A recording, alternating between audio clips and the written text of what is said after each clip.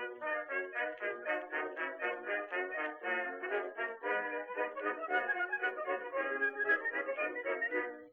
to mighty London came an Irishman one day.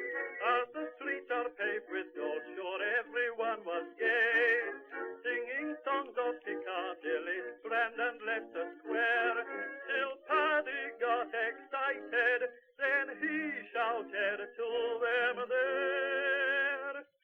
It's a long way to Tipperary, it's a long way to go. It's a long way to Tipperary, to the sweetest girl I know.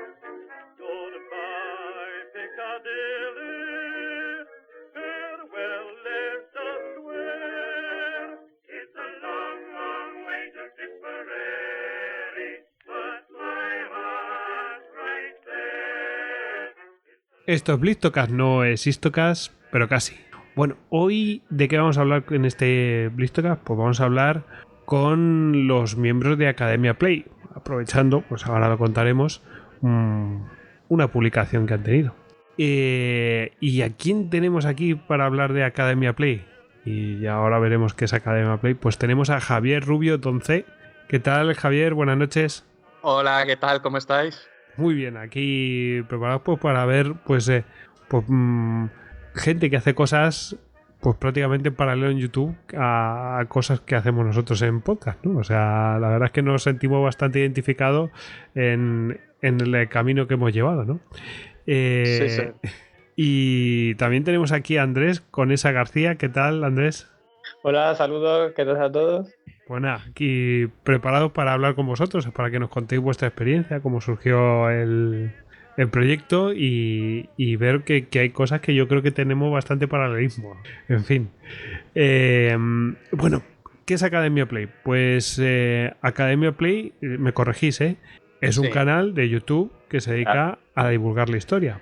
Claro, en YouTube pues es más que audio, por supuesto. Hay una parte de vídeo que en realidad esa parte de vídeo pues alguna vez aparecéis vosotros, por supuesto, pero sobre todo ilustraciones y sale pues una manita dibujando y ese tipo de cosas, ¿no? Que yo creo que todo el mundo ha visto algún canal del estilo, pero bueno, Academia Play en el sentido sobre historia y historia de España, pues aprovecho para deciros que no son, lo que se cuenta no es una cosa súper resumida. Por ejemplo, me escucha el caso de Dreyfus y me ha parecido, es que no sé si definirlo como resumen, me ha parecido una síntesis de lo que del caso de Dreyfus estupenda, ¿no? Sí. Es que justo nosotros habíamos visto la película El oficial y el espía, la última película de Polanski, que nos invitó la distribuidora, nos invitó a un pase privado, entonces se nos ocurrió hacer el vídeo ese. Y bueno, sí, es una síntesis. Ese vídeo es corto, ese vídeo es un vídeo de 6 minutos, creo, pero bueno, tenemos vídeos más largos de 10, 15 minutos. Bueno, te he interrumpido, no sé si quieres. Si quieres ya cojo el testigo y perfecto. Te explico un poco. Vale, bueno, Academia Play tú lo has definido como un canal de YouTube, pero yo creo que somos algo más. Academia Play es una plataforma divulgativa. No solo contamos con canal de YouTube, tenemos también una web en la que escribimos diariamente. Bueno, tenemos una extensa red de colaboradores. Pero inicialmente nació como canal de YouTube y después ha ido creciendo, o ya lo definisteis. Ya aprovecho, es que están saliendo ya me surgen estas cosas, ¿no? Sí. O con ese éxito ha ido creciendo, o ya dijiste, oye, pues vamos a hacer una cosa que integre más cosas, ¿no? O sea, más canales me refiero de distribución y, en fin. Pues nació. Sí, bueno, nació la web y el canal nacieron a la vez. Esto nace en el año 2015, a finales de 2015, como un proyecto divulgativo, por eso escogimos el nombre Academia Play, pero no solo nos queríamos centrar en historia. De hecho, los primeros vídeos, el primero es un vídeo de cine sobre Star Wars, pero luego al final lo que más nos ha funcionado es la historia. Pero nace paralelamente nace YouTube, Facebook y la web. Y en la web desde el principio ya tuvimos 2 o 3 colaboradores y empezamos a subir artículos. Al principio eran semanales, luego a día de hoy ya son artículos diarios. Pero siempre hay que tener el respaldo de una web para poner y subir también todos los vídeos que tenemos. También tenemos incluso un podcast a día de hoy, que no os vamos a hacer la competencia a vosotros, tenemos muy poquitos seguidores, pero de vez en cuando sí que yo quiero hacer algunos podcasts porque los vídeos siempre llevan mucho más trabajo, pero el podcast simplemente es edición de sonido y es dejarlo bonito. Eso es. Y no lleva tanto trabajo como nos lleva un vídeo, que nos puede llevar un trabajo de mes y medio, algunos de ellos, los más largos. La gente no sabe todos los aspectos que hay que tener en cuenta para grabar un vídeo. Es terrible. Terrible, sí, o sea, sí. Una cosa de loco. No es el doble, no es el vídeo más el audio, no. Lo que es el vídeo requiere una cantidad de variables impresionante. Sí, la verdad que sí. Es de admirar, y luego también se me ha olvidado, que es que siempre se me olvida, Facebook también, bueno, ahora mismo en YouTube tenemos 1.800.000 seguidores. En Facebook tenemos la misma cifra. De hecho, creció mucho más rápido Facebook que YouTube. Lo que pasa es que han cambiado los algoritmos de Facebook y ya no tenemos el mismo alcance que tuvimos en su día. Pero hubo alguna semana con Facebook que cuando publicamos, yo que sé, el vídeo de la Revolución Francesa, llegamos a tener un crecimiento de 100.000 seguidores a la semana. Es una bestialidad. 100.000 seguidores a la semana, qué locura. Sí, una locura. Ahora crecemos mucho más lento. A lo mejor ahora tenemos 1.000 seguidores a la semana, pero en su día fue una cosa brutal. Y bueno, también nos centramos en más cosas. Como ves, ya tenemos 2 libros en el mercado. Sí. También tenemos una tienda online donde vendemos productos. Queremos sacar una app este año de historia. No sé si vamos a llegar para estudiar el temario que se da en la EBAU. Lo que es la selectividad, la antigua selectividad, ¿no? Sí. Yo he vivido, en mi era PAU o algo así, prueba de acceso a la universidad.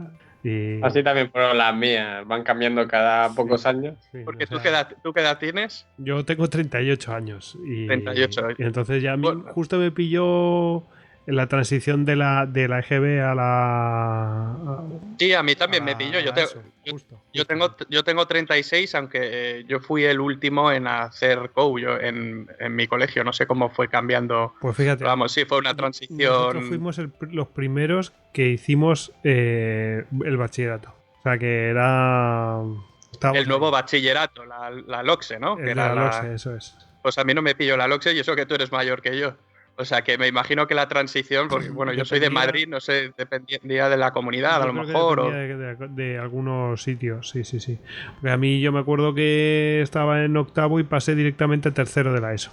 Anda. Y o sea, no hicimos primero, segundo de la ESO, no, pasé tercero, luego cuarto y luego ya los 2 años de bachillerato ya. No, pues yo hice BUPICO y selectividad. Pero pues sí, ya te digo que a nivel de historia... Sí. Yo soy más joven, yo tengo 22, así que eso me pilla un poco más... Chino, cuento de abuelos. Es que Andrés es un yogurín, es nuestro yogurín. Bueno, pero yo lo veo como si fuera... Sí, como si fuera ayer. La verdad es que veo algunas cosas que me llaman la atención. Lo del lugar donde... la página web, que sigue funcionando, ¿no? Pero ¿consideráis que vuestro proyecto, en parte, la parte de la página web, es continuadora de ese mundo que había de blogueo en internet? Que ahora mismo eso, no sé si se considera sobrepasado, pero podríamos decir que era como el internet. ¿Os acordáis del internet 2.0, no? Sí, yo lo recuerdo perfectamente. Sí, yo he vivido... Que ahora eso es súper esencial, ¿no? Que ya se da por sentado, pero entonces era como lo más, ¿no? Sí. Bueno, nosotros yo creo que en la época, el boom de los blogs fue ya hace más de 10 años. Yo ese boom no lo viví, nunca tuve un blog. Bueno, y creo que sí, llegué a tener un blog personal, pero vamos, colgué 4 chorradas en su día y tampoco le tuvo mucho predicamento eso. Pero sí que lo viví y seguí algunos blogs que me interesaban, muchos fueron cayendo y es verdad que ahora hemos vivido una transición más hacia hacia un formato multimedia, más hacia los podcasts y hacia los vídeos. Sigue siendo muy interesante lo de los blogs, pero yo creo que ya es más como un contenedor para volcar lo que haces en otras plataformas. Sí, y además, hombre, es interesante para ampliar información y tal, y sobre todo para que te encuentren, aunque viene amenazando los de Google que van a cambiar el algoritmo y que van a detectar, van a hacer búsquedas por audio y cosas de estas, y es como, bueno, pues cuando hagáis eso, pues... Bueno, pues eso bien. Nos va a venir bien a todos. Pero, ¿verdad? Sí. Bueno, pues todas estas preguntas no estaban previstas. O sea, esto está saliendo sobre la marcha. Que entrevistamos a Javier y Andrés aprovechando que han publicado hace un par de meses, ¿no? La historia de España como nunca antes te la habían contado. Que bueno, viene a ser una continuación de... Habéis mencionado 2 libros, pues ese es uno, pero antes ya habéis publicado la historia como nunca te la habían contado, ¿no? Sí, así es. Y habéis hecho así ya la versión de España. La versión de España, justo. Tiene pocos meses porque salió en octubre.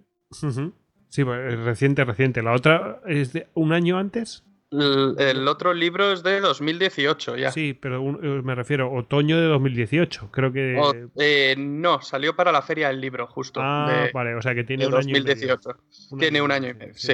Ahí los críos, en fin. ¿Y ambos dos son de la esfera de los libros?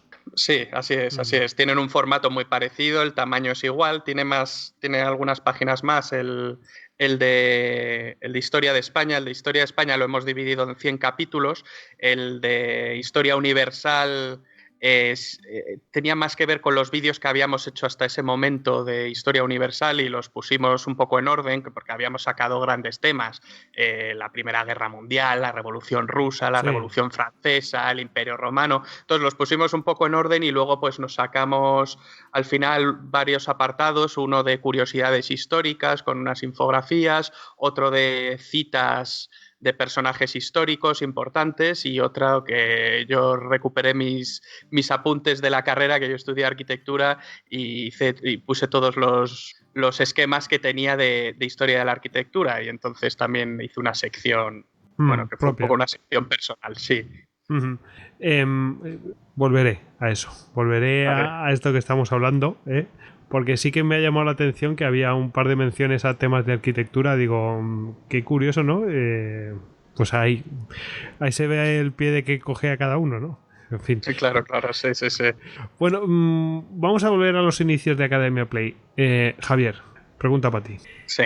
¿De dónde nace Academia Play? ¿A quién se le ocurre la idea? ¿Qué es lo que dices? Oye, ¿por qué no intentamos esto? Pues sí, se me ocurre a mí, era el año 2015, yo lancé un vídeo, yo siempre he sido una persona muy curiosa, muy inquieta y yo hice un vídeo que era un vídeo que no tiene nada que ver con la historia, que lo colgué, tampoco quiero decir de qué iba el vídeo, pero es un vídeo político y ya se sabe cómo están las cosas y prefiero no decirlo, nunca lo digo en las entrevistas, pero sí digo que hice un vídeo. Entonces a raíz de ese vídeo... yo lo colgué, no pensé que fuese a tener tanto éxito, lo colgué un día antes de irme a cenar, se lo pasé a un par de amigos, el enlace a YouTube, y me despierto al día siguiente y veo que tengo el móvil plagado de mensajes y me cuentan que se ha hecho viral, que todo el mundo está compartiendo ese vídeo. Entonces yo me quedé, la verdad, muy sorprendido porque era un vídeo con la técnica esta de scribing o storytelling, la que sale una manita dibujando, y me quedé muy sorprendido de la capacidad viral que puede tener un vídeo de estos. Por entonces también estaban haciendo un canal que se llama Why Maps, vídeos parecidos. No sé si recuerdas el de Siria, no sé si lo viste, que también sí, yo creo que sí, que te cuentan, yo que sé, no sé si es lo mismo, pero que te cuentan la historia de un país así y te bueno, sí, las movidas que van pasando en el país y cosas de estas. Sí, que lo van poniendo con colorines, fue bastante conocido. En ese momento circuló bastante. Sí, oye, pues pegó muy fuerte. Y entonces, bueno, espera, te sigo contando. Sí, y entonces, sí. A raíz de eso, yo decido bueno, con un amigo mío también me impulsa, dice, oye, porque si ha tenido tanto éxito esto, además al día siguiente ya me reuní con periodistas, con partidos políticos, porque a raíz del boom que tuvo ese vídeo, me empezaron a llover encargos y entonces yo los hacía como buenamente podía en mis horas libres, los fines de semana, esos pequeños encargos que iba recibiendo. Entonces, en verano de 2015, este amigo mío, que ahora es mi socio, José Manuel Pastor, me anima bueno, estábamos en Javia tomando unos gin tonics y dice, oye, que aquí hay que montar una empresa, vamos a hacerlo serio. Yo te ayudo porque él ya había montado muchas empresas, siempre relacionadas con el mundo digital, y entonces pues me ayudó. Yo no tenía ni idea de cómo se hacía una empresa, entonces montamos una SL y ya pues en septiembre tuvimos nuestro primer empleado y empezamos ya pues con los 2 primeros vídeos que los lanzamos en diciembre, que fueron el de Star Wars y el del descubrimiento de América. Y poco a poco, al principio no teníamos muchos seguidores, pero ya en el año 2017 esto explotó. O sea, de repente el canal primero explotó Facebook, luego YouTube y ya pues empezamos a tener cierto reconocimiento y muchas visitas. Y así es como surge Academia Play. Y como empresa, ¿seguís haciendo encargos y aparte de lo que sería vuestro editorial, pero sí, hacéis encargos externos? Sí, hacemos encargos externos, eso no te lo he contado. Luego, es verdad que en ese momento cuando... Eso, sí, que es lo que hacéis habitualmente, pero... aparte, Claro. Nosotros ya estábamos haciendo, yo personalmente estaba haciendo vídeos a empresas, entonces cuando montamos la SL, los primeros meses, como no teníamos 0 seguidores en Academia Play, o muy poquitos, entonces sobrevivíamos a base de encargos a otras empresas. A día de hoy seguimos teniendo la otra pata, que es Corporatia Play, y tenemos a día de hoy muy buenos clientes y seguimos haciendo muchos vídeos para ellos, como BBVA, Ecoembes, Movistar. Sí. Y eso ha sido, gracias a eso hemos podido sobrevivir, porque al principio Academia Play los 2 primeros años daba muy poquito dinero, porque ya sabes, ves que esto funciona a través de la monetización en YouTube, de la monetización en Facebook, de la web, que da muy poquito, y de los Patreons y de los miembros del canal de YouTube que hacen donaciones. Y luego ahora con los libros y con las colaboraciones, pues yo que sé, hemos hecho colaboraciones con el Museo Naval y ponemos un vídeo en nuestra web, pues eso también genera ingresos, o con otras entidades como National Geographic. Y bueno, así también, claro. Eso también es una parte de los ingresos que recibe Academia Play a día de hoy, pero ahora a día de hoy está más o menos balanceado lo que son los ingresos de Academia Play y Corporatia Play. De hecho, ahora somos una empresa y somos más de 12 personas, y los colaboradores externos somos mucho más. Bueno, pues la verdad es que muy bien, ¿no? De una idea al final, pues hace que funcione todo y se convierte en una rueda. Y bueno, una cosa hace que te permita tener músculo y salir adelante. Así es. Que sea más fácil. Bueno, muy bien. Te iba a preguntar que cuando visteis que aquello funcionaba, pero ya desde el principio te diste cuenta. Academia Play, no hablamos de Corporatia Play. Academia Play, ¿os dirigís a alguien en concreto? ¿Tenéis algún público objetivo? Es decir, bueno, pues alguien que esté ávido de esto, que no tenga tiempo, gente joven, o no quiero indicaros, vosotros me decís. Bueno, el público... Para ir acotando, el público es el público hispanohablante, porque nuestros vídeos son en español. Tuvimos un intento de hacer el canal en inglés, pero no fuimos demasiado pertinaces y hicimos 4 vídeos y ahí ha quedado el canal medio muerto. Pero nuestro público es público hispanohablante, principalmente. Personas curiosas. Ahora mismo pues los vídeos que más nos han funcionado son los de historia, y el 80% de los vídeos de nuestro canal son de historia. Según las estadísticas de YouTube, más hombres que mujeres. El 75% de las personas que ven nuestros vídeos son hombres, el 25% mujeres. Y luego... Ya pues, son muchas, ¿eh? Con respecto a esto, ya son muchas. Sí. Y porque es verdad, las mujeres les interesa menos la historia que los hombres, aunque suene incorrecto decirlo, pero es así, porque las estadísticas hablan por sí solas. Sí. Quizá nosotros nos enfocamos también en temas más de, a lo mejor, de batallas y tal, y a lo mejor esos temas no gustan tanto a las mujeres y nos deberíamos enfocar en otros temas. Bueno, yo me enfoco en los temas también que funcionan y que me gustan. Y no solo nos enfocamos a un público español, de hecho, donde más seguidores tenemos es en México y después en Colombia. Creo que España es el tercer país. Más que nada porque en México son muchos más que en España, o sea que ya solo por eso... Mayor población, ¿no? Más población, mucha más. ¿Cuántos son en México? Perdón. En México pues lo tendría que... o algo así.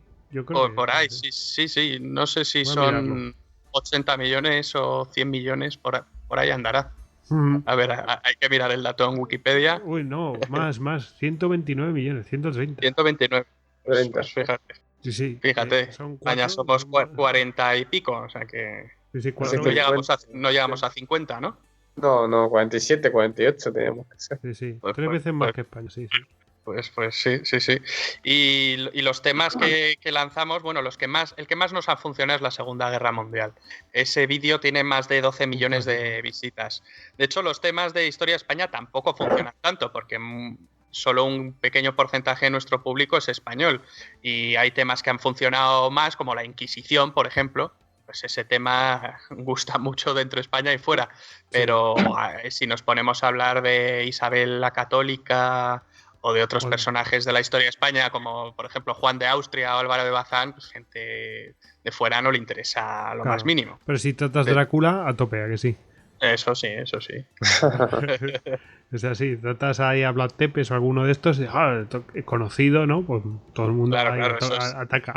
Esos temas gustan mucho, sí. Eso es. ¿Y cuál pensáis que es la clave de vuestro éxito en Academia Play? ¿Hay una demanda no cubierta? ¿La novedad? ¿La adaptación a nuevos formatos? ¿Puede ser un conjunto de las cosas? No sé. ¿Cómo, vosotros qué habéis percibido? Porque nosotros percibimos una cosa, pero a lo mejor vosotros percibís otra. Me refiero a nuestra experiencia, a lo que hemos vivido nosotros. ¿Cuál es vuestra experiencia? Pues yo creo que, a ver, son una serie siempre de distintos factores, pero yo creo que lo principal es el formato. El formato que tenemos es un formato novedoso, bueno, ya no tan novedoso en el año 2020, pero sigue funcionando muy bien porque la técnica del scribing lo que hace es, no solo tienes para estudiar, imagínate, una lección de historia que... Nuestros vídeos se utilizan mucho en colegios y lo percibimos en los comentarios, la gente que nos deja continuamente, oye, gracias a vosotros hemos aprobado historia y cosas así, que son muy bonitas de oír, pues nos comentan que el formato funciona, los profesores, cuando hablamos con profesores, porque no solo es... cuando yo estudiaba, pues tenías la típica clase magistral, que es un profesor hablando, alguna vez tomaba alguna nota en la pizarra, ponía algún nombre clave, alguna fecha, pero poca cosa, es el profesor hablando, y si el profesor hablando encima era aburrido, como era mi caso, desconectabas al segundo. Sí, retenía la atención, vamos. Sí, no retenías nada la atención. Otra forma era acudir al libro, que los libros de texto están redactados de una manera horrible, porque yo todavía tengo aquí mi libro de historia de España, del bachillerato, y es un horror cómo está redactado, también porque se intentan condensar muchos contenidos en un libro de texto y muchas veces te lo cuentan de una manera muy tediosa. Entonces yo creo que es principalmente el formato que te permite aunar la explicación escrita, porque nosotros escribimos muchas palabras. También tienes la retentiva visual, porque a todo le pones cara. Aparece un personaje, Jaime I el Conquistador, y le pones cara. Hablas de la corona de Aragón, le pones el escudo. Hablas de la batalla de Muret, dibujas unos personajes con unas batallas, y encima lo refuerzas con un audio de espadas o de unos caballos cabalgando. Pues todo esto cada vez va sumando más sentidos en la explicación. O sea, tienes una explicación visual, escrita, hablada y sonora. Si me permites, y además no solamente eso, sino que es cuando dibujáis las caras de los personajes, quedan... un poco... Quedan simplificadas, ¿no? Porque tenéis que simplificar sus rasgos y todo esto. Entonces, a la gente se le queda más, porque lo que habéis hecho vosotros es hacerles un trabajo previo de decir, bueno, pues, ¿qué es lo que caracteriza a este personaje? Pues esta nariz de esta manera, tal, pero siempre siguiendo vuestro estilo, porque además que tenéis un estilo propio, que no los ojos de una determinada manera. La nariz, sí, todos los personajes tienen un estilo, pero son también reconocibles. O sea, muchas veces hemos hecho la prueba, poner diferentes personajes sin decir cuáles son y muchas veces se reconocen. Hay algunos que no porque tienen una cara más típica. Si dibujas a Dalí o a Nikola Tesla o a Einstein, obviamente son muy reconocibles. Sí. Y bueno, y Andrés, ¿cómo caes en Academia Play? No digo que sí caes bien, que seguro que sí, sino ¿cómo has aterrizado ahí? Pues yo empecé con ellos alrededor, creo que de 2016, 2017, porque pusieron en internet una oferta para que todos los que quisieran colaborar con ellos, así en temas de historia, pudieran mandarle una pequeña redacción de un pequeño ensayo sobre cualquier tema que quisiéramos. Y que a los mejores, a los que más les gustasen, pues les iban a dar la oportunidad de empezar a colaborar con ellos como agentes externos, como ha dicho Javi. Yo por aquel momento nunca había empezado a escribir algunas cosas, pero nunca me había lanzado a escribir así nada más tan serio, tan de historia, con tanto rigor, más allá de mi propia opinión. Pero quise probar, porque siempre he sido un apasionado de la historia desde pequeño. Se lo mandé y no sé lo que les pasó, que decidieron cogerme. Y aquí estamos, tanto tiempo después. Así es. Así es como ha contado Andrés. Bueno, por decir algo, a mí me gustó mucho el estilo de Andrés. Andrés es una persona que bueno, su padre es historiador, ¿no? Si no me equivoco. Estudió historia, no se dedica a la historia en este momento, pero sí, estudió historia.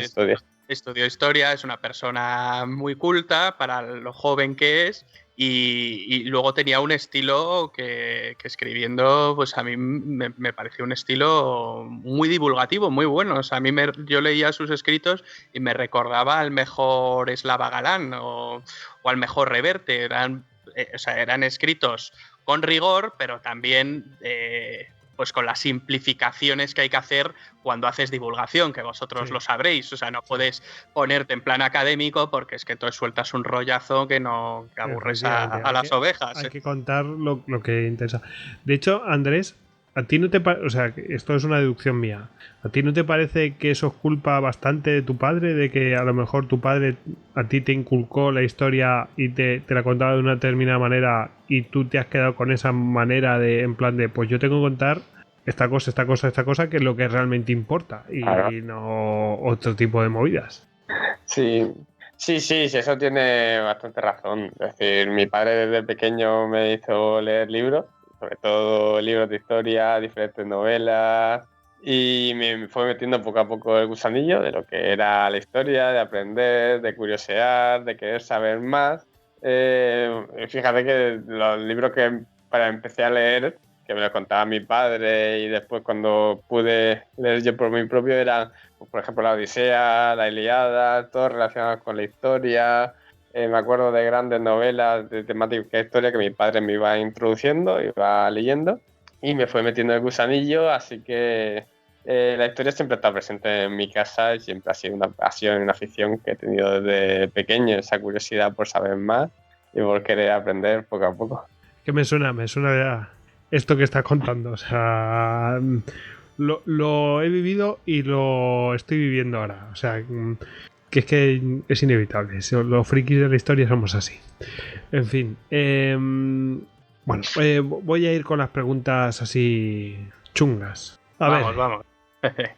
Últimamente he visto que os acusan de conservadores, no sé si últimamente, pero últimamente lo he visto. Pero os censuran por herir sensibilidades al tuitear que Colón descubrió América.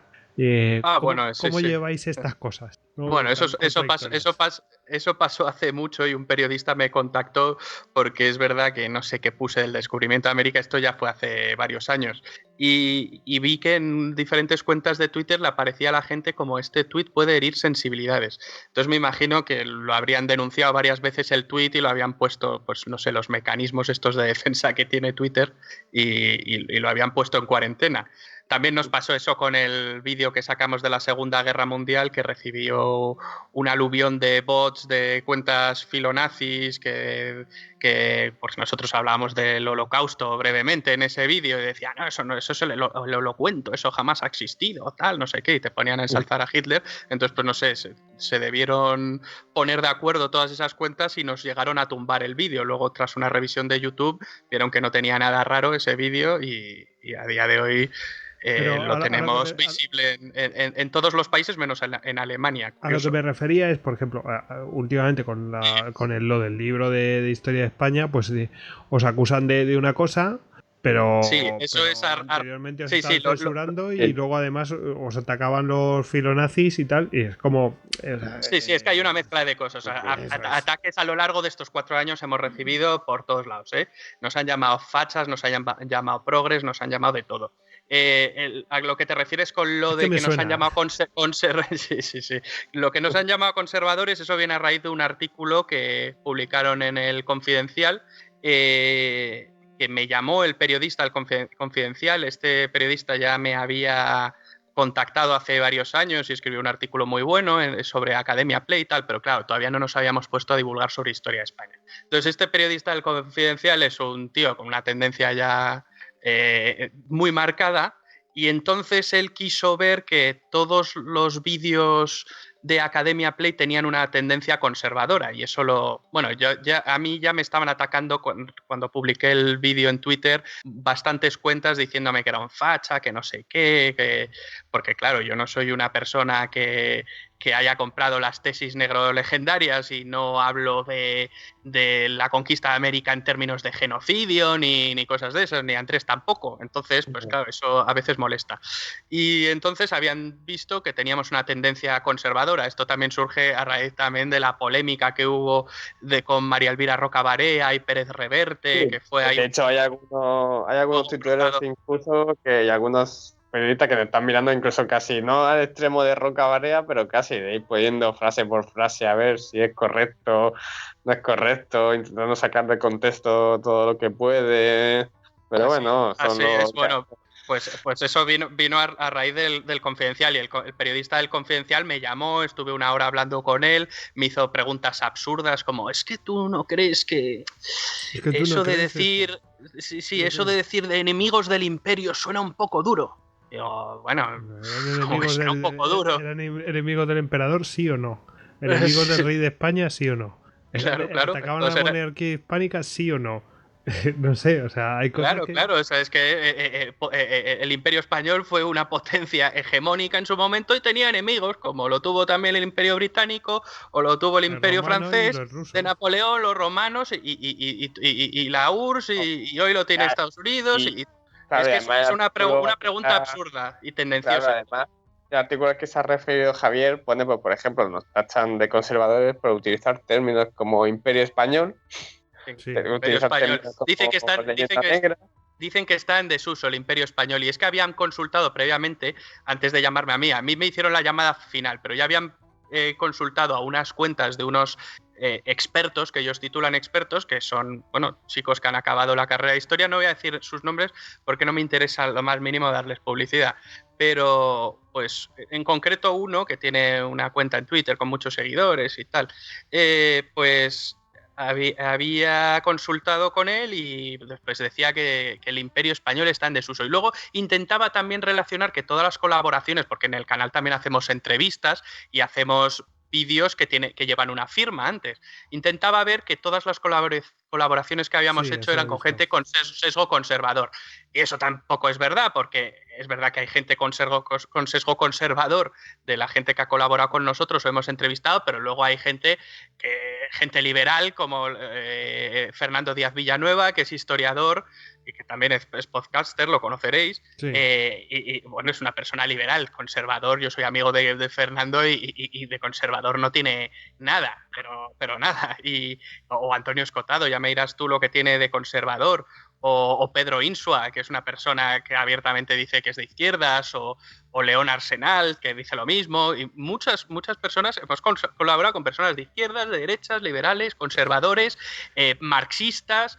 Lo que no hemos colaborado, es verdad, es con gente hispanófoba. Pues no hay en el canal, nos vamos a entrevistar a un tío que habla en términos de pues un Eduardo Galeano de la vida que te diga que España cometió un genocidio, cosas así. Luego también no les gusta que usemos términos como reconquista y tal. Pues lo de siempre. Bueno, si no les compras todo el paquete, pues ya sabes. Pero bueno. Bueno, y Trolls, aparte de esta situación, digamos, pues mediático-política, ¿no? Porque esto tiene esto, porque en realidad al final la historia, que esto ya lo conocíamos nosotros, por eso algunos temas no los tratamos, pero al final la historia pues está politizada, o sea, es decir, la han politizado, es decir, la están utilizando, y la están utilizando los que la politizan, que son los políticos, ¿no? Exacto. Aparte de eso, ¿tenéis trolls? La pregunta es retórica. Yo sé cuál es la respuesta, lo sé perfectamente, pero contadnos alguna anécdota de estos que son entrañables. Pues sí, bueno, Andrés es que tiene la cuenta protegida desde hace tiempo, entonces no tiene trolls. Yo que tengo las cuentas, la mía personal y la de Academia Play. La de Academia Play está ahora mismo en público, pero la mía personal he protegido los tweets, porque a raíz de eso del Confidencial se montó un revuelo enorme. Luego lo buscaron como una batalla entre historiadores y divulgadores, entonces a mí me ponían en el bando de los divulgadores. Pues eso es otra cosa que es una chorrada, porque hemos colaborado miles de veces con historiadores. Dentro de nuestros colaboradores a lo mejor hay 15 historiadores y también tenemos una persona en nómina que es historiadora. Por lo tanto, sí, hacemos divulgación histórica, no hacemos historia académica ni hacemos artículos llenos de citas y no, hacemos divulgación. Cada uno tiene su espacio y... Cada uno tiene su espacio y son compatibles. Y además yo no he iniciado ninguna pelea contra los historiadores, me nutro de ellos y es que tienen que existir. O sea, tiene que haber gente que vaya a los archivos, que consulte y yo puedo leerlos y a raíz de eso divulgar lo que yo he leído. Pero porque al final nosotros nos informamos principalmente del trabajo de los historiadores. Nosotros lo que hemos cogido es dar una visión genérica para que la gente que está empezando a aprender historia o que le interesa la historia pueda ver un poco por encima, pero si después quiere centrarse en algo muchísimo más específico, pues tienen todo el trabajo de historiadores, que hay muchísimos muy buenos excesos que están ahí para verlo, para disfrutarlo y para leerlo. Os cuento una anécdota que me contó un famoso podcaster español, no diré quién, pero le escribieron y le dijeron es un podcast de historia y tal, y le escribieron alguien que debía ser del mundo académico y le vino a decir que le estaba dejando sin trabajo. Y era como... Toma ya. Es como si ahora me dices que a los escritores les dejan sin trabajo las revistas. No sé si me he explicado. Sí. Y nosotros tendría que ser al revés, porque si leen, por ejemplo, el libro que hemos sacado, cualquier vídeo de Academia Play, y se interesan por un tema, nuestros temas son obviamente genéricos, porque es para un público amplio.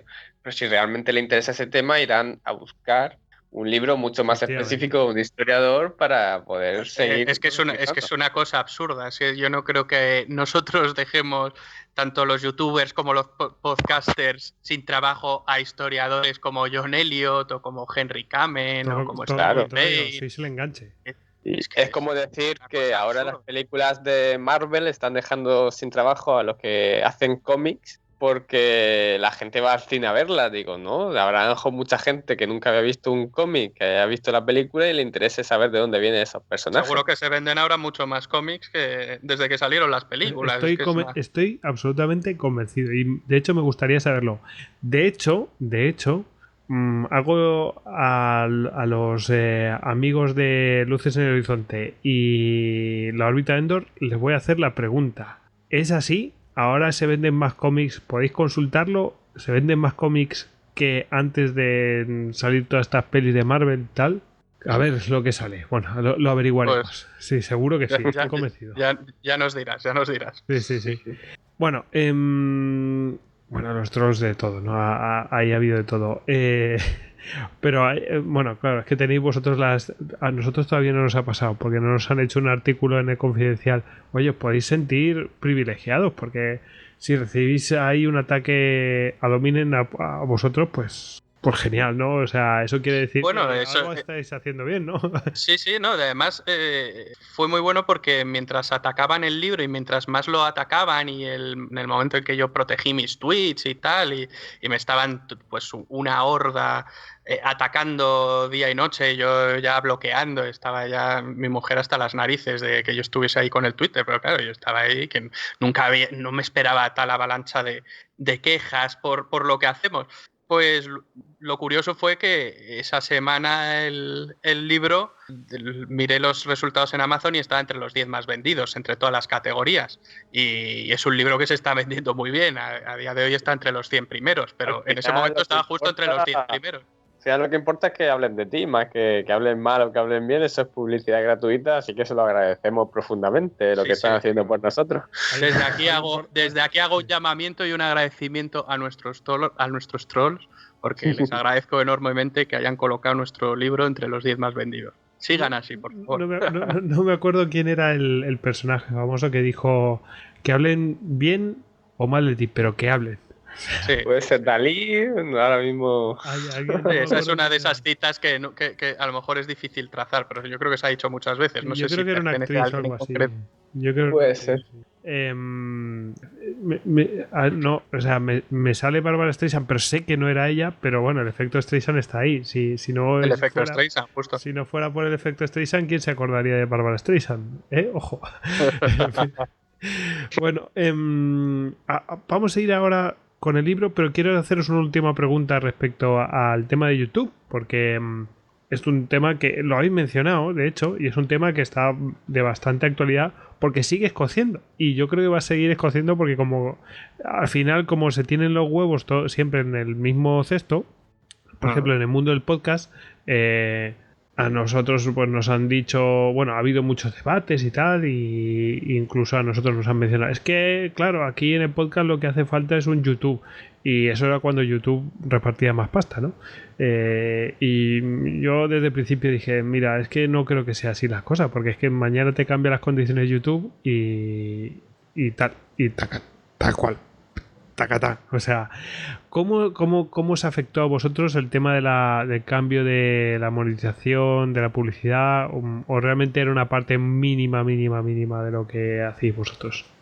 Bueno, en YouTube nosotros es más los cambios de algoritmo los hemos notado más en Facebook, que te he dicho antes que crecíamos a un ritmo casi de 100.000 personas a la semana. Y luego cambiaron el algoritmo y ahora las fanpages de Facebook pues les perjudicó mucho, ya los vídeos no tenían tanto alcance. En YouTube no hemos notado nada, hemos tenido un crecimiento orgánico escalonado y siempre hemos recibido cada vez más ingresos. No hemos tenido épocas de bajón ni nada de eso. Bueno, a lo mejor por épocas, por el tipo de mes, a lo mejor en diciembre recibes menos visitas, pero vamos, que es un bajón que pega todos los años.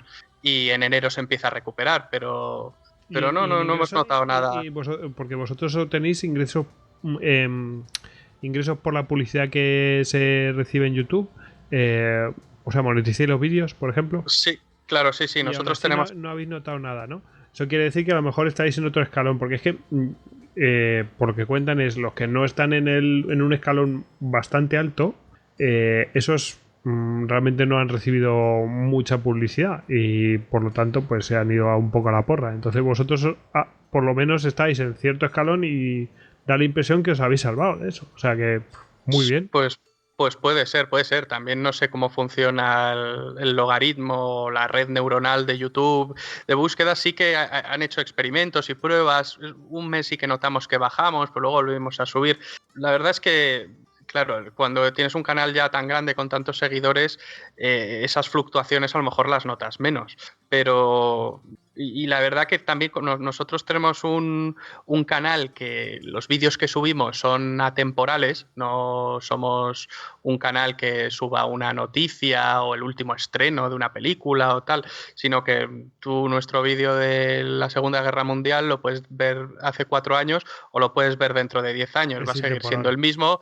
Sí. Es una gran ventaja de nuestra temática, sí señor. Sí, que vas teniendo visitas escalonadas, vas recibiendo visitas escalonadas y no fluctúan con la... Me encanta el nombre de esto, Long Tail. El Long Tail, justo, sí, nosotros somos Long Tail. Sí. Y siempre van a estar ahí nuestros vídeos y bueno, el vídeo que más visitas recibe a día de hoy sigue siendo el de la Segunda Guerra Mundial, por eso siempre lo pongo de ejemplo.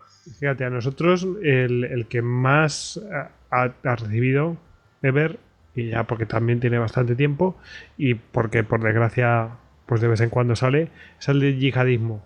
Y aparte del long tail es que a veces hay momentos que claro, aquella flora pues, ¿pero eso en podcast o en YouTube? En podcast. Eso fue hace 2 o 3 años ya, ¿no? Más. O sea, yo tendría que ver, creo que está antes de los episodios 100. O sea, ya andamos en el 200, pues... Me acuerdo de ¿cuántas temporadas? Escuchando ese vídeo, ese audio me encantó muchísimo. Sí. Lo recomiendo a todo el mundo que... Es que, vamos a ver... Pues me lo escucharé, es un tema muy específico. Y yo ni me atrevo a sacar eso porque sé que no lo voy a monetizar. O sea, temas de yihadismo, olvídate. De hecho, el único vídeo que tenemos sin monetizar es uno que se llama Hitler y el plan de invasión a Estados Unidos. Que... Vamos, todo lo que contamos es la palabra Hitler y invasión a Estados Unidos tampoco creo que guste mucho. Ni Hitler invadió Estados Unidos, aunque rondase en su cabeza y lo que hablamos es de un artículo de la revista Time, del año 42. Pues no monetiza, y eso que lo han revisado. Nosotros tenemos un asistente personal en YouTube y siempre que hay algo raro tal, yo tengo contacto directo con ella y nos lo revisan también. Es verdad que cuando tienes un canal grande te miman más los de YouTube. Sí. Normal, es así. Bueno, pues vamos a por el libro. ¿A quién se le ocurre lo del libro? No sino oye, ¿por qué no publicamos un libro? ¿Por qué no lo hacemos en formato libro? No es como... ¿Nos pareció? No os digo que yo piense eso, ¿eh? Yo tengo que hacer de abogado del diablo. ¿No os pareció que era como voy a bajar un par de peldaños en el tema de divulgación multimedia? O sea, en distintos medios. Pues no. Yo creo que todos los formatos son buenos. Yo no soy ningún radical en cuanto a, oye, el formato tiene que ser el vídeo. No, el formato papel. Yo a día de hoy no me he acostumbrado, tengo un Kindle de estos y no me he acostumbrado. Yo sí, para libros sigo devorando papel como un poseso y tengo varias bibliotecas y repletas de libros y me encanta el papel. Y esto surge pues con el primer libro, que Andrés todavía no estaba metido en esa aventura. El primer libro lo escribo yo, el segundo ya lo he coescrito con Andrés, y Andrés ha tenido un papel bastante protagónico en él. Pero el primero pues surge, pues ya te digo, de una manera natural. Ya teníamos un montón de vídeos hechos, todo lo dibujamos en Illustrator, por lo tanto esas imágenes le queríamos dar salida de alguna manera, y como ya habíamos escrito los guiones de los vídeos, pues reutilizamos esos textos y nada, primero fui contactando con algunas editoriales, me reuní con algunas y la primera reunión así que tuve con una serie, que no voy a decir el nombre, no les interesó lo más mínimo. Yo ya tenía como maquetados varios capítulos, fui con eso, se lo enseñé y no me hicieron ni caso, y me ofrecieron publicar eso a lo mejor en unos fascículos para una cosa local en un en unos kioscos es que ya ni me acuerdo, en Burgos o en tal. Me quedé muy sorprendido. Sí, ¿qué clase de formato es ese? No sé. Sí. Entonces, nada, ya ni les contesté el segundo mail que me mandaron. Le dije, esto no interesa, voy a esperar. Y entonces, de repente, un buen día me manda un mail Félix Gil de la Esfera de los Libros, que era muy fan del canal y que tal, y que le gustaba mucho, y vino a verme a la oficina y nada, y surgió la idea de hacer el libro, y la verdad que yo estoy encantado con la Esfera, y la Esfera también están encantados con nosotros, porque nuestro primer libro fue su segundo libro más vendido de la Esfera. El primero fue el de Federico Jiménez Los Santos, y el segundo el nuestro, o sea que la verdad que ha funcionado muy bien. Y luego, pues a raíz del primero, también de manera natural surge el segundo. De hecho, tenemos un contrato con la Esfera para hacer un libro al año, más o menos. Que conozcan tu trabajo está muy bien, porque ya es que esa parte no la tienes que vender. Ya saben lo que hay, la gente está evangelizada, y lo único que es el tema de adaptarlo. Que por ahí vienen mis siguientes preguntas. Ideas brillantes. ¿Quién fue el de la idea del QR? ¿Y qué fue antes? ¿La idea del QR y luego el libro, o mientras estáis haciendo el libro surge la idea del QR? Pues ya no me acuerdo muy bien, pero claro, es que se come, o sea, de decir, a ver, ya tenían esa idea para plasmarlo en el libro, de decir, vamos a poner un QR para que nos lleve a los vídeos, o mientras estáis haciendo, ¿y por qué no enlazamos para que quiera ver el vídeo, le ponemos aquí un código y que lo escanee? Yo creo que fue primero el libro y luego el QR. Cuando estábamos maquetando ya capítulos y viendo que cada capítulo correspondía con un vídeo en el primer libro, y se nos ocurrió lo de los QR, y a la editorial le pareció una idea buenísima.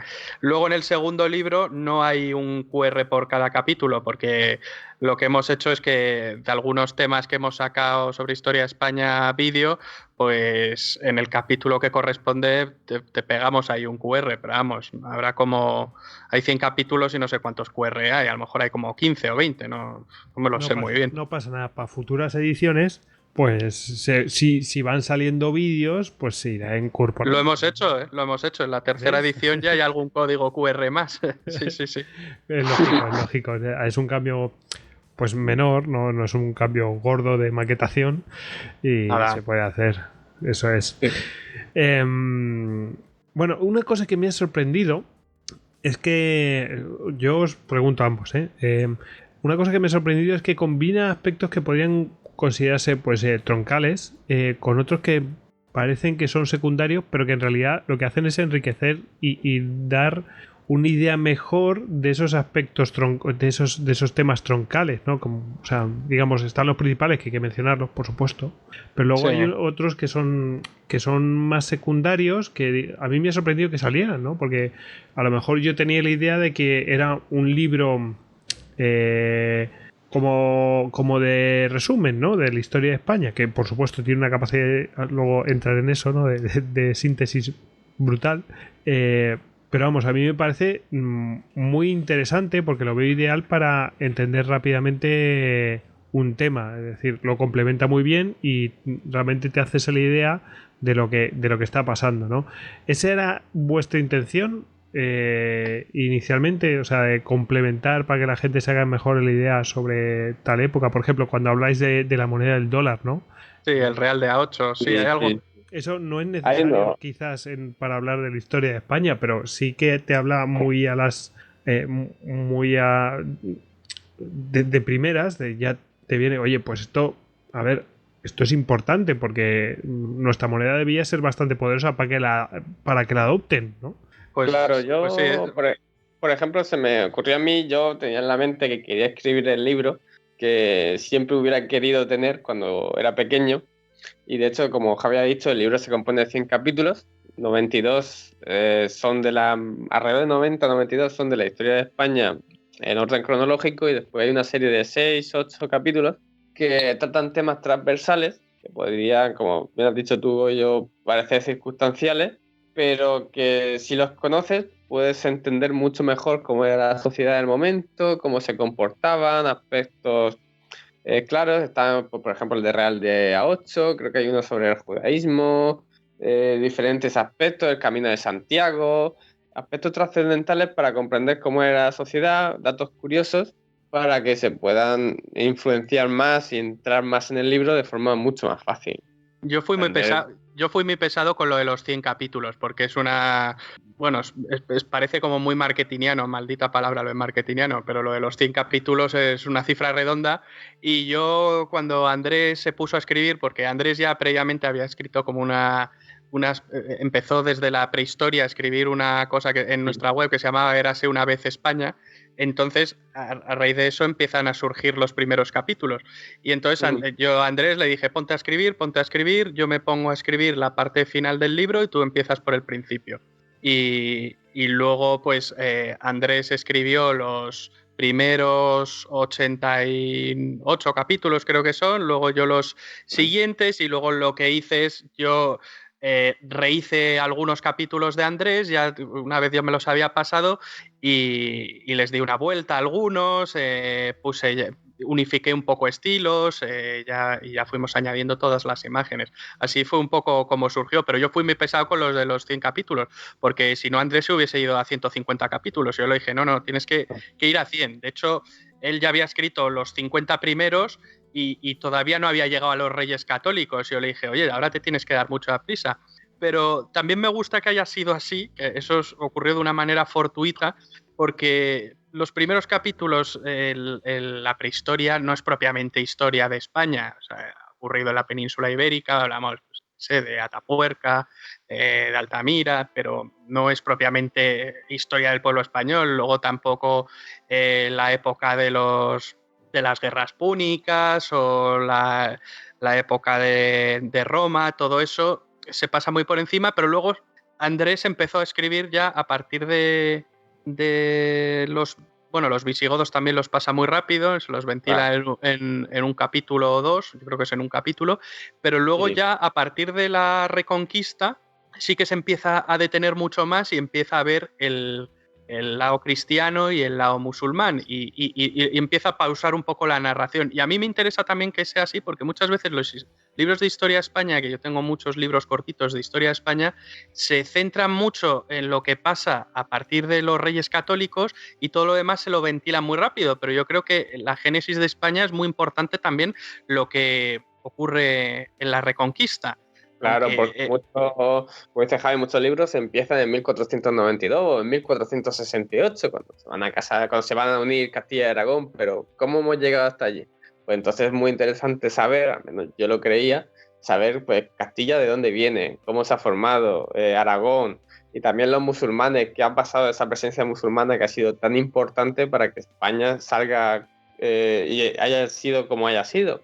Porque España como nación histórica se forja luchando contra el Islam. Aunque esto no le guste a algunos, España se forja luchando contra el Islam. España como nación histórica. Y España es una palabra que se decía que muchos a veces dicen, pero ¿cómo decís España antes de 1492? Hay algunos que van más allá y dicen antes de 1812. Bueno, léete las crónicas, porque habla de Hispania. O sea, España viene de Hispania, que significa tierra de metales. Nace como un concepto geográfico, pero acaba siendo un concepto de nación, y ya podemos hablar en el siglo XVI perfectamente de la nación española como nación histórica, no como nación política, que eso surge ya en 1812 con la Constitución de Cádiz, pero... Sí, claro, yo también. La nación es un término polisémico. Una cosa es la nación política, otra cosa es una nación histórica, otra cosa es una nación étnica, una nación biológica. Pues tiene diferentes acepciones el término nación. Pero vamos, hablar de España antes de los Reyes Católicos no es ninguna barbaridad. Y ya no te digo antes de la Constitución de Cádiz. Pero es que algunos se centran en...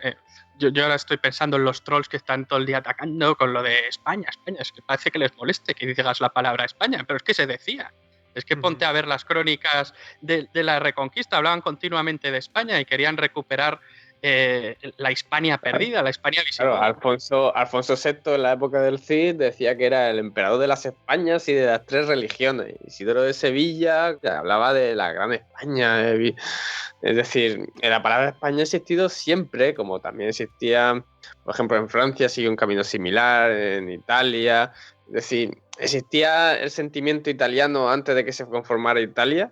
Existía ese sentimiento, estaban divididos en diferentes reinos, pero existía, como pasa en Alemania, procesos centralizadores, que no existiera una unidad política antes de la constitución de la PEPA, pues sí que es verdad, pero tampoco existía nada similar en Francia antes de 1789, después de la Revolución Francesa hicieron su primera constitución. Son conceptos diferentes que han ido evolucionando. Bueno, has dicho Isidoro de Sevilla, que tiene, que esto es en época visigoda, tiene una famosa laudatio que habla de España, sí, en términos bastante geográficos, pero también hay un concepto de nación en esa laudatio hispaniae de Isidoro de Sevilla. Sí, esa España antigua era más al estilo ibérica, conformaba tanto lo que hoy es Portugal como España, más que lo que actualmente es España. Es decir, era como un todo. Así es. Yo la verdad es que, esto es el debate que hay ahora y yo creo que sigue un poco y todo lo mismo, en plan de, bueno, obviamente no podemos negar que hay una nación política que nace, pues como nación moderna, pues nace en tal año. Pero obviamente hay una entidad de otro tipo, histórica, que también existía. Negarlo, eso no se puede negar. Pero bueno, ahí estamos con estas cosas que yo creo que a mi modo de ver no es obvio y no lleva a ningún lado. Yo creo que el interés está en otro lado. Pero bueno, algunos tienen mucho interés en esas movidas. ¿Qué vamos a hacer? Os iba a preguntar, bueno, es que estaba aquí hojeando el libro y la verdad es que me llama mucho la atención que le habéis dado bastante protagonismo a Ensenada, a Patiño y tal, que normalmente la gente pasa un poco de esas cosas, pero bueno, me alegra ver este tipo de cosas, bueno, pues les reserváis un trocito, ¿no? Porque si no, no se explica cómo es posible que se mantenga un imperio durante 100 años más, por lo menos, ¿no? Un imperio eminentemente marítimo. Vuelvo con las preguntas. Venga, voy al tema. ¿Y cómo? Esto es, la verdad es que esto no sé si es para Andrés. Yo creo que sí, porque tú preparaste 88 capítulos, ¿no? ¿Cómo afrontasteis el titánico desafío de reflejar miles de años en 107 páginas? Que no solamente resumirlo, sino es estructurarlo. ¿Dónde parar con una sección? Aunque ya me has dicho que llevas 50 hasta los Reyes Católicos. Y bueno, ya me habéis contestado que si los vídeos os ayudaron a estructurarlo. No ha sido así. En el primero sí que os ayudó en ese sentido, pero en este segundo no. A ver, eso, ¿dónde parar con una sección? ¿Cómo lo hiciste? ¿Cómo reflejar tanto en tan poco espacio? Yo empecé, a los 50 tiene un poco de truco, porque la época medieval está narrada tanto desde el punto de vista de los cristianos como desde el punto de vista de los musulmanes.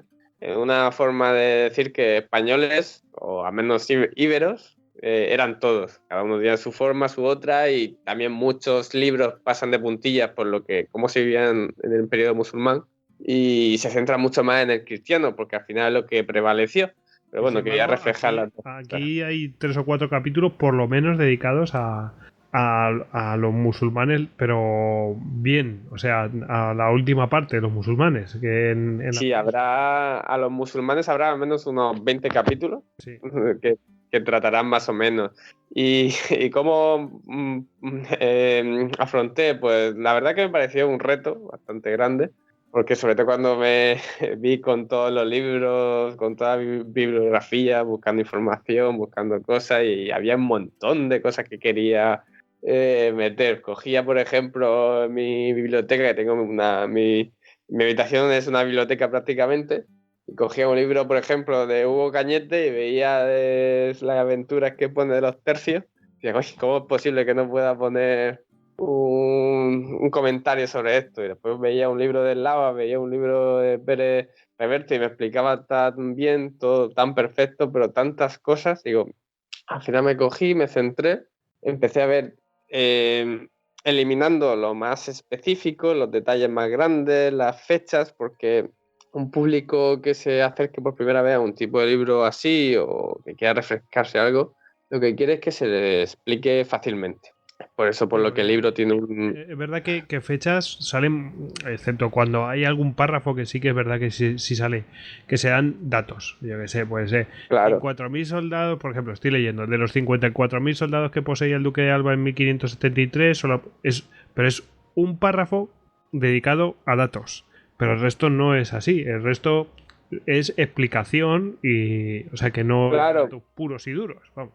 Porque lo que hay que decir es que, claro, lo que hay que decir primero es que el libro no es un ensayo, al menos un ensayo propiamente dicho. Yo lo que intenté hacerlo era con una narración más o menos amena, lo más parecido posible a que estuviera novelado, sin ser una novela. Entonces muchas veces cuando escribía un capítulo, porque sabía más o menos la época, los años, los que quería encuadrar, poco a poco me iba llevando la narración, poniendo cosas de lo que veía más importante y una cosa me llevaba a otra. A veces tenía que reformar algunos párrafos para intentar meter algún dato que no había marcado, alguna fecha, pero una cosa iba llevando a la otra y al final los datos más específicos los dejábamos, pues tenían que caer por su propio peso, porque a ver, prácticamente por cada capítulo del libro se podrían escribir libros y libros de datos mucho más específicos. Y si agarrábamos, por ejemplo, la guerra de independencia en Holanda, la guerra de los 80 años, pues poníamos las 3 o 4 batallas más importantes, pero tampoco podemos poner el transcurso de todas las batallas, de cómo iban los tercios primero ganando, después perdiendo, después se amotinaban. Poníamos un ejemplo clave y específico que creíamos que era lo más representativo y a partir de eso pues se va acelerando la narración y se va poniendo de forma que sea entretenido y ameno de leer. Sí, otra cosa que tienen también los capítulos, que también fue idea de Andrés, es que el último párrafo de cada capítulo te lleva al siguiente y es una buena manera de hilar todos los capítulos. Sí, es como una continuación. Sí, por ejemplo, aquí veo aquí una frase que por sí sola no dice nada, ¿no? Es un enlace claramente al siguiente, que dice, por ejemplo, del capítulo 82 al 83, pues estoy viendo aquí, y el poder no soporta los vacíos. Entonces, bueno, pues ahora viene a quién ocupa ese espacio, ¿no? Que está moviendo a los libertadores de la América hispana. Así es. Dais el siguiente paso, ¿no? Es lógico. Pues eso ayuda bastante, la verdad. Bueno, vamos ya quedan pocas preguntas, ¿eh? Os lo prometo. Vale. ¿Cuál es el tema que más os ha costado completar? Bueno, a cada uno. Os hago una para... Os lo podéis repartir, uno cada uno. Venga, empiezas tú, Andrés. Vale, el tema que más me costó completar, específicamente a mí, fue el siglo XVI, porque soy bastante fan, por así decirlo, de ese periodo. Y tenía tantos datos, tantas historias, tantos libros, tanta información que me hubiera gustado meter ahí. Pero de hecho, sí. Claro, de hecho al final el siglo XVI creo que ocupa 5 o 6 capítulos, pero la primera vez que lo escribí ocupaba unos 20. Y dije, no puede ser que no puede durar tanto porque tiene que quedar todavía mucho más libro para escribir y tenemos que llegar solo a 100 capítulos. Y al final era tanto donde elegir que me supo muy mal tener que quitar algunos temas, no poder profundizar en algunos temas. Con todo el dolor de tu corazón. Yo hay que decir que a Andrés me dejó meterle mano a algunos capítulos porque yo, por ejemplo, cuando leí lo que había escrito Andrés, no podía soportar, por ejemplo, que no estuviese un personaje como Junípero Serra, pues le metí. Fundamental, y te digo una cosa. Sí. Va a estar muy en la boca de la gente, de los medios de comunicación y tal, en los próximos años y meses. Ya lo veréis. Bueno, sí, ya lo ha estado por todas las estatuas que han derribado y por lo que hizo la Universidad de Stanford y todo eso. Sí, un desastre. A mí la figura de Junípero Serra, no sé si lo dices por algo en particular o tienes información. La estatua del vamos, que yo sepa, la de Capitolio todavía sigue ahí. Tú sabes que sigue ahí. Todos los estados tienen dos estatuas de dos personajes que representen a su estado y una del estado de California, una de ellas es Junípero Serra y ya ha habido intentos para derribarla, sí, para quitarla, porque hay algunas estatuas del Capitolio que sí que se han cambiado con el tiempo. Sí, pero han metido alguna mujer más tal y se han ido cambiando con el tiempo, pero Yo entiendo que algún estado que no tenga gente súper importante, pero vamos a ver. Ronald Reagan es Ronald Reagan, ¿no? O sea, ha sido muy importante para Estados Unidos. Guste más, guste menos, ha sido muy importante para Estados Unidos, ¿no? Pero... Joder, el fundador de tus ciudades más importantes, colega, no lo puedes sacar, no lo puedes quitar. Pero que sea monje, que sea español, que sea... No es algo que... Es el fundador, no lo puedes sacar. Es el fundador del estado de California, no, de la Alta California. No lo puedes quitar, o sea, es como si... Las ciudades como San Francisco o Los Ángeles no existirían sin Junípero. Efectivamente, o sea, es que es un disparate tal... No sé, o sea, y sobre todo California, que luego ves los otros personajes, que con todo mi respeto, que no me quiero meter en esos jardines, pero querían meter a una astronauta que lo conocerán, igual que a Junípero Serra muchos no lo conocerán, pero es que uno fundó tus ciudades y la otra pues era muy buena en su profesión, pero es que donde vives es el tío fundó donde vives. Yo creo que lo acabarán consiguiendo, porque esta ola de indigenismo y además Estados Unidos quiere tapar muchas cosas y seguro que a un personaje como Junípero lo acaban condenando. No tengo ninguna duda, Yo creo que Junípero lo acabarán quitando. Y es demencial que lo hagan. ¿Tenéis vídeo de Junípero Serra vosotros? No, yo lo que tengo es un podcast Muy bien. Tenemos un podcast en iVoox que ese es el primer podcast que hice yo solo, pues soy yo hablando de Junípero, que estoy sobre un artículo que ya hice, pues estoy media hora hablando de Junípero. Pues a mí es un personaje que me fascina. A mí me estás empezando me está alimentando ideas. O sea, yo creo que se merece que se haga un capítulo de Junípero. Un Istocast. Sí. Y si no es en Istocast, ya veré. Tengo ahí una idea. En fin. Pues fenomenal. Bueno, y a ti, Javier, ¿cuál fue el que más te costó? Bueno, a mí el que más me costó, yo tomo el testigo con el desastre de Cuba, con el desastre del 98, bueno, de Cuba y Filipinas. Pero a mí el que más me costó fue la guerra civil, obviamente. La guerra civil es muy complicado eso es un tema muy controvertido y muy difícil de tratar. Nunca va a gustar a todos lo que escribes. Y he intentado ser lo más justo y equitativo posible, pero siempre pues te dejas cosas, no puedes contarlo todo. Y bueno, hay algunos que no les ha gustado nada, tanto gente muy de derechas como gente muy de izquierdas, O sea, yo por el capítulo de la guerra civil es parecido al que hay en el vídeo del canal. Pero bueno, yo me asesoré también porque tenía mucho miedo a cagarla con la guerra civil. O sea, me puedo perdonar cualquier cosa, pero no quería cometer ni el más mínimo error. Y consulté con Pedro Corral, que es un escritor que ha escrito varios libros sobre la guerra civil y me asesoró bastante bien.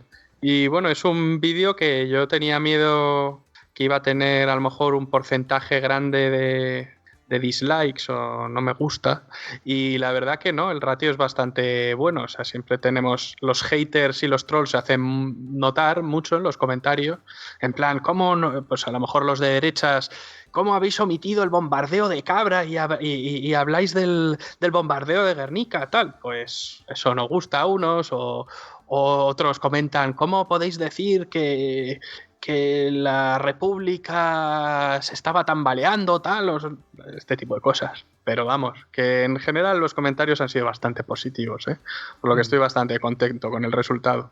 Hombre, habéis sido mucho más valiente que nosotros. Nosotros no nos metemos en eso. No, lo habéis evitado, ¿no? A toda costa. Sí, nosotros es una de nuestras máximas. No hablamos ni de fútbol, ni de política, ni de guerra civil. Está bien.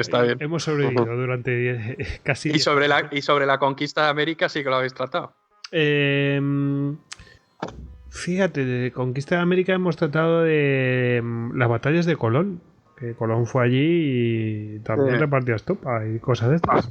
Pero entonces por eso nos han repartido. Porque claro, Colón fue un gestor pésimo. Claro, efectivamente, pero bueno, hay que entender también que también es como, vamos a explicar una cosa que sucede no sé cuánto, hace 5 siglos, Y hay que tener en cuenta que la mentalidad que había entonces no es la que hay ahora, por supuesto que no. Entonces, intentamos explicar lo que por sus cabezas pasaba y tal, pero aún así, entonces se consideró que era un mal gestor y hoy en día se considera que es un mal gestor, aunque hay mucha gente que diga, no, es que le quitaron injustamente. Bueno, sin desmerecer lo que hizo, que fue, aunque él nunca lo supo que eso era América, él murió pensando que había llegado a las Indias por Occidente, pero bueno, no hay que desmerecer la gesta. Aunque los Colón fueran unos desastres gestionando aquellas tierras. Un muy buen explorador, pero un pésimo gobernador, que una cosa no tiene por qué quitar la otra. Efectivamente, y hay mucha gente que sirve para administrar y luego los mandas a un campo de batalla y no sirve para nada. Y hay gente que sabe combatir y les das 4 personas al mando y no sabe dirigirlos. Bueno, no pasa nada, es así la historia. En fin, bueno, y el libro, ¿cómo nos hacemos con él? A ver, me imagino que en la página de Esfera de los Libros se puede hacer, y por lo que has mencionado en Amazon también anda, ¿no? Sí, bueno, está en todas las grandes superficies, Corte Inglés, Casa del Libro, FENAC, y también puedes encontrar hasta en Alcampo, lo puedes encontrar, pero bueno, luego en librerías especializadas de historia, me imagino que lo tienen en muchas, o librerías como Tercios Viejos, y si no, es muy fácil. En cualquier librería hoy en día, con las editoriales grandes, es muy sencillo. Dices, oye, tráeme este libro. Y lo reservas y a los 2 días te lo tienen y te lo compras. Y si no, Amazon también. O sea que hay muchas maneras. En nuestra tienda también lo vendemos. Tenemos una tienda online donde puedes comprarlo. Sí, señor. En academiaplay.es. Esa es la página. En Academia. Eso es. Sí. Ahí podéis acceder a la página de Academia Play y bueno, ya ahí dentro... Y ahí hay una pestaña para la tienda. Os iba a decir, es un libro que tiene un gran formato, es decir, bueno, se llama así de gran formato cuando excede, o sea, no es de las dimensiones más habituales, ¿no?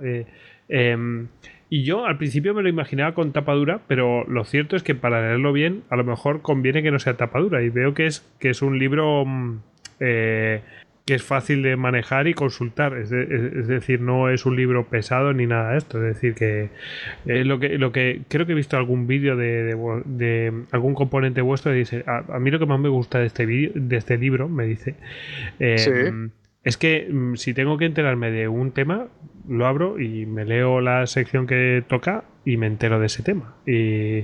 Y la verdad es que está un poco diseñado para eso, ¿no? En plan de, bueno, tengo que consultar cualquier cosa, me voy a enterar de qué va la vaina esta. Pues lo miras y te has enterado de qué va. Y tiene un poco esa idea. No sé, ¿lo habéis pensado de esa manera? Sí, bueno, a mí me hubiese gustado que fuese de tapa dura, pero la editorial pensó que para abaratar precio era mejor hacerlo de tapa blanda, pero quizás sea un acierto, porque es un libro también que es muy de consulta, es muy también un libro de trabajo, que sirve para colegios y tal, entonces también lo puedes subrayar, manejar, meter en mochila, tal, y si hubiese sido de tapa dura, eso que acabas de decir es un muy buen detalle. Colegios, institutos, un libro de trabajo. Sí. Yo creo que eso ya es cuestión de que lo recomienden los profesores. Si el profesor no le gusta nuestro libro, nos recomienda. Pero no hace falta que sea que lo recomiende el profesor. Si, yo qué sé, si unos padres o un chaval dice, oye, me quiero enterar de qué va esto, pues lo tienes ahí, vale 20 pavos, no vale más. Y lo tengo ahí, si me quiero enterar, pues puedo recurrir rápidamente a él. Sí, es un complemento perfecto porque tiene un estilo desenfadado que es muy diferente a los libros de texto de, qué sé yo, de Anaya, Vicens Vives, SM, pues los libros de texto ya sabemos que son mucho más farragosos. Esto es un libro mucho más amable de leer. Y te vas a enterar de una que antes lo mencionaba, los libros de texto que venían en el que para los que yo entiendo que tiene que tener un cierto contenido, pero es que meterte ahí era muy farragoso, no entendías lo que estaba pasando. Eso es lo que. La verdad, no entendías lo que pasaba. O sea, te metes en el siglo XIX de España y no sabes lo que está pasando. No te enteras de nada, no te explican nada. Es una sucesión de datos, fechas. No tiene ningún sentido como están escritos. Entonces, bueno, por eso, cuando has mencionado lo de colegios, institutos, digo, aquí entiendo yo claramente el tema de... Sí, está yo creo que ha sido un acierto. Sí. Pues nada, Javier, Andrés, muchas gracias por estar aquí. Andrés, sobre todo, porque ha sido el que nos ha enlazado, ¿no? Para poder hacer esta entrevista. Estoy seguro que a los oyentes les ha gustado lo que habéis contado. A mí me ha parecido muy interesante porque se ve una parte que es casi empresarial, ¿no? Que yo creo que es interesante, ¿no? Y luego, pues cómo afrontar un hecho titánico, ¿no? Y cómo afrontar también críticas que vas a recibir, vosotros las habéis asumido, no pasa nada, y también no solamente las críticas, sino cómo adaptarse a estos tiempos, ¿no?